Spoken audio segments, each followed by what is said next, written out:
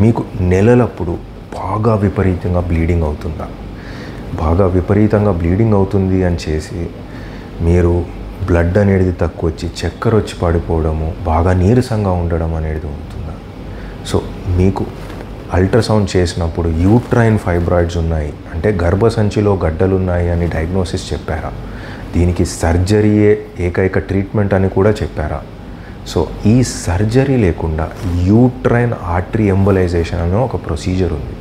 దీంతో బేసిక్గా ఆ గర్భసంచిలో గడ్డకి మాత్రం వచ్చే రక్తనరాలని బంద్ చేయడం అనేది జరుగుతుంది.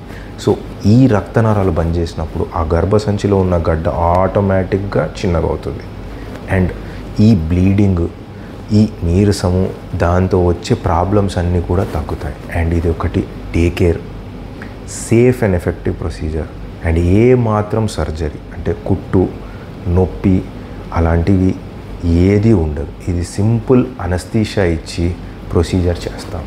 సో మీకు ఈ గర్భసంచిలో గడ్డలతో బాధపడుతుంటే ఈ కిందున్న నంబర్కి కాల్ చేసి ఇంకా డీటెయిల్స్ అనేది ఏమన్నా కావాలి అంటే కనుక్కోండి. Thank you.